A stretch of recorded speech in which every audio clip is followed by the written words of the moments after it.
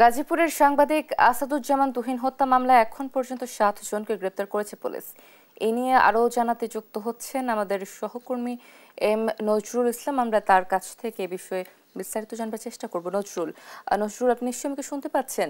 গ্রেপ্তারকৃতদের পরিচয় সম্পর্কে কি জানা গেছে এবং হত্যাকাণ্ডের তদন্তে এখন পর্যন্ত পুলিশের অগ্রগতি কি জানাবেন? গাজীপুরে চাঞ্চল্যকর হত্যা মামলায় যে এখন পর্যন্ত কিন্তু আপনারা জানেন যে পুলিশ কিন্তু 7 জনকে গ্রেপ্তার করেছে প্রধান আসামি সহ। আপনারা জানেন যে প্রকাশ্যে বিগলক কিন্তু এই হত্যাকাণ্ডের ঘটনায় কিন্তু গাজীপুরে আলোড়ন সৃষ্টি সহ সারা দেশেই কিন্তু এই ঘটনায় ব্যাপক আলোড়ন সৃষ্টি হয়েছে। এটারই কিন্তু পুলিশের প্রশাসন যারা তারা নড়ে চড়ে বসেছেন এবং গাজীপুরের বিভিন্ন স্থান থেকে কিন্তু তাদেরকে গত শুক্রবার রাতে অভিযান চালিয়ে সারা রাত কিন্তু অভিযান চালিয়েছেন তারা এবং গাজীপুরের বিভিন্ন স্থানে আপনার র্যাব পুলিশ সহ সব মিলে কিন্তু একটি অভিযান চালিয়েছে। এই অভিযানে কিন্তু আমরা 7 জনকে গ্রেপ্তারের কথা শুনতে পেয়েছি এবং রাতেই কিন্তু পুলিশ ব্রিফিং করেছেন। ব্রিফিং করে কিন্তু 7 জনের নাম কিন্তু তারা উল্লেখ করেছেন এবং আপনারা জানেন যে এই ঘটনার পর থেকে কিন্তু গাজীপুরের সব জায়গায় কিন্তু পুলিশ সে অভিযান অব্যাহত রেখেছেন এবং এই ঘটনার পর থেকে কিন্তু গাজীপুরের সব জায়গায় কিন্তু আপনার আলোড়ন সৃষ্টি হয়েছে। তো এই পর্যন্ত কিন্তু যে 7 জনকে গ্রেপ্তার করা হয়েছে তারা হলেন যে কেটু মিজান আসামি, যে প্রধান আসামিরা এবং যে মহিলাকে কেন্দ্র করে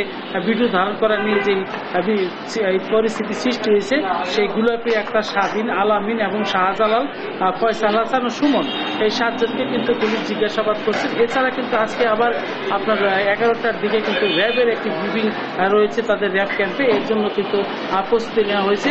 তো সব কিছু মিলে কিন্তু তাৎক্ষণিকভাবে যে আপনার এই আসামিগুলোকে ধরার ফলে কিন্তু একটু আপনার সাধারণ যে মানুষের মধ্যে কিছুটা হলো যে একটু মানে শান্তি ফিরে আসছে আর কি। আপনি জানেন যে এই ঘটনায় কিন্তু চান্দনা চৌরাস্তা এলাকায় কিন্তু ব্যাপক আলোড়ন সৃষ্টি হয়েছিল এবং দিবালোকেই কিন্তু প্রকাশ্যেই কিন্তু মানুষের সামনে শত শত মানুষের সামনে কিন্তু এই সাংবাদিক তুহিন স্যার আসাদুজ্জামান তুহিন ভিডিও ধারণ করার ফলে কিন্তু তাকে নির্মমভাবে হত্যার শিকার হয়েছে।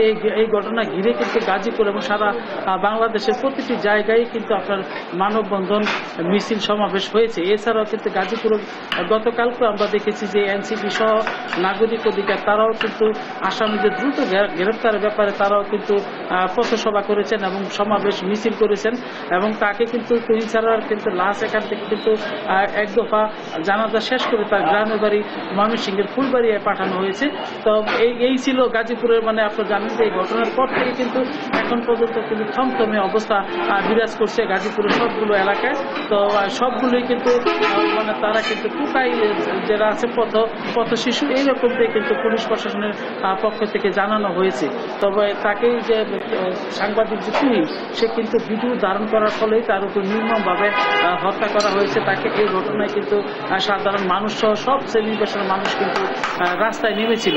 তো এখন পর্যন্ত কিন্তু পুলিশও তাৎক্ষণিকভাবে বিভিন্ন জায়গায় অভিযান চালিয়ে গ্রেপ্তার যে করেছে সেই গ্রেপ্তারের ফলে কিন্তু কিছুটা হলেও সাধারণ মানুষের মধ্যে আতঙ্ক কমেছে। এছাড়া কিন্তু আপনারা জানেন যে আজকে কিন্তু 11টায় যে পুলিশের ব্রিফিং রয়েছে তা তারা কিন্তু জেলার বিভিন্ন প্রান্তে পালিয়েছিলেন।